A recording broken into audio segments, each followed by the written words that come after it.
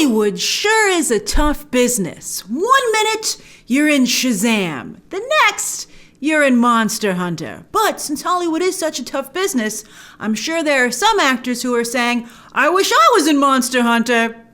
Now, I think the thing we all want to know most about this movie is what was so insulting that China pulled it from theaters opening day. I don't believe they've cut it from the film where it's being released everywhere else. Maybe they have, because having now seen the film, I don't see any blatant offense. I'm not like, oh boy, that was it. Did anyone check on China? Woo! But I did feel that Milla Jovovich getting upset with Tony Jaa and calling him you little, referencing his size, was not cool. And I felt that Jaa's entire role was not cool, to be honest with you. I mean, I looked it up. Tony Jaa speaks English. He's from Thailand, but he speaks English. He can even do interviews in English without a translator. So to have him play a character who doesn't speak English when Ron Perlman's character in the same world does is not a great look for Jaa, to have him having to play that role in the group. And it also, it's not only insulting to Tony Jaa, but it also really slows down the story of the film. I mean, Tony Jaa is a superstar in Asia. He deserves better than this.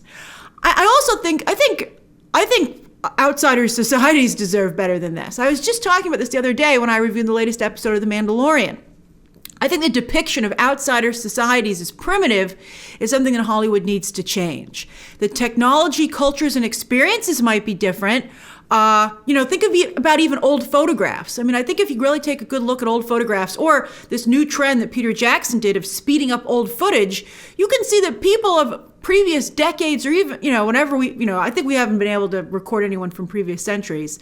I think in still photos you have, but still, you can see that they're exactly the same as we are. They just live in a different world, again, with different technology and, things around them. And I find that fascinating. So you shouldn't look back in the past and say, our ancestors were primitive or outsider societies are primitive.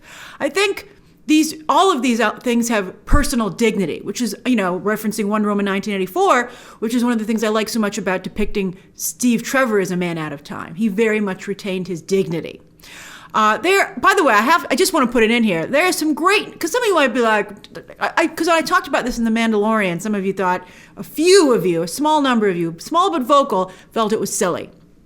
But there is some great Native American wisdom out there from the time of the settlers came to North America.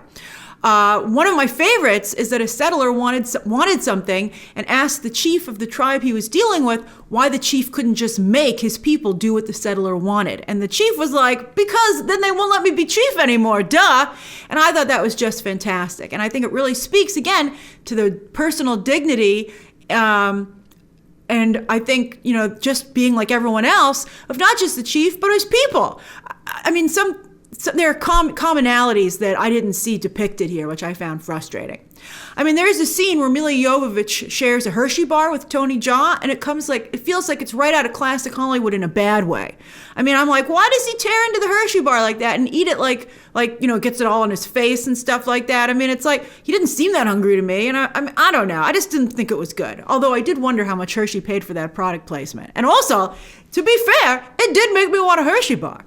I was both offended and tempted. All right, so anyway, I'd also like Milla Jovovich's weapons. I thought those were cool. Her fire swords that light themselves, freaking awesome.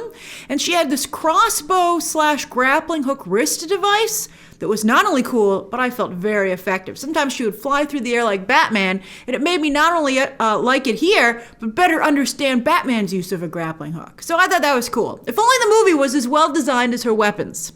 The beginning is not bad, say the first 30 minutes, with a lot of action, some stylish direction, and a shockingly high death count. I was shocked.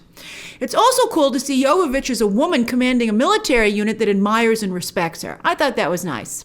And it must be so frustrating for Milla Jovovich that she hasn't been able to get cast in a Marvel or DC project yet, considering how good she is with action. I think maybe she might have hurt her reputation with these movies that she makes with her husband. But I mean, again, she's got to work. What do you want from her? I think she does have a lot of fans, and I think she's very good. I think she's good with action. I think she's a solid actress. She looks fantastic here. The whole film looks great. Very nice cinematography. But you know what doesn't look great? The monsters, who are way too CGI. Many times I felt like saying, hey guys, don't worry, these monsters aren't real. But then they killed someone, quite viciously. The rest of the cast is fine, but 2/3 of the movie is just Milla Jovovich and Tony Jaa, which probably made it pretty cost effective as just a two-hander. I mean, it only cost them $60 million to make, which is, you can really tell when you watch the movie. Not only because of the way the scenes are set up, you know, it's very minimalist, but then that also will probably explain why the CGI in the monsters is so bad. That's all they could afford. But what I really can't forgive the film for is that its story is just so flimsy, really flimsy. About halfway through the movie, I became angry that I had to watch it. And ironically, tonally, it feels like a foreign film trying to be a Hollywood film. Only again, to get thrown out of the biggest foreign market, even though it made all that effort to appeal to it. This is nowhere near the level of Jovovich and Paul W.S. Anderson's Resident Evil films. And some of you might quip that they're not very high level either. But, you know, they certainly have their fans. They made a lot of them for a reason. And they've almost single-handedly, that franchise has kept Milla Jovovich and Paul W.S. Anderson working. Those are fully realized stories, and they're a guilty pleasure. They're fun. This is more like they got hired to do a Monster Hunter movie based on the video game, and they could never crack what the movie should be. And this was the best attempt they could put out there.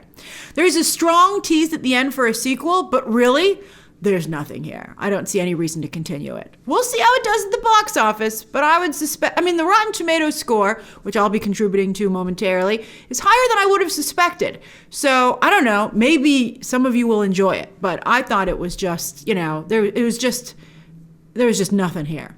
So that's my review of Monster Hunter, hitting theaters in the United States exclusively. Will not be available on streaming until, the usual window.